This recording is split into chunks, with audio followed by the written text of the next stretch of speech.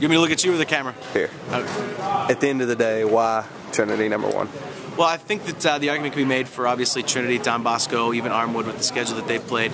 I think that the completeness and the domination that they showed from start to finish was something that was hard to overlook. Offense, defense, special teams, coaching, it was a consistent, dominating performance. And the level of high school football, where so many things are subjective, you have to look at people who don't give you the window to argue against them, and that's what Trinity did this year. At no point did you say, all right, there's a window where you could argue against Trinity. How much the state of Kentucky, coming from the state of Kentucky, and how much did that kind of hurt, or put them in a weird position, I guess? Like I joked in my speech today, if you'd have told me I was presenting a national championship trophy in Kentucky, I would have assumed it was for basketball. And I think that most people in Texas and Florida and other power states still have that perception that, hey, this is Kentucky and they don't play great football, and Trinity can't do this or can't do that. And the benefit that I've had is I've been able to travel and see all these teams. I've been able to go to Kentucky and to New Jersey and to Texas and Florida and wipe away that perception.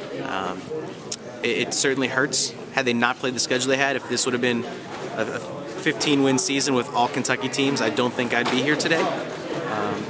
Just because of what Kentucky football brings with it. And I think the administration at Trinity realized they had a special team, and they went out and scheduled for that, and they were aggressive, and they had a goal in mind, and then they went and got it. With what's expected to be a similar schedule next year, what chance do you see of them being in that discussion again?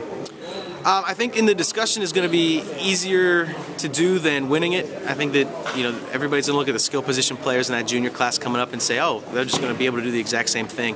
And I think that's a little short-sighted.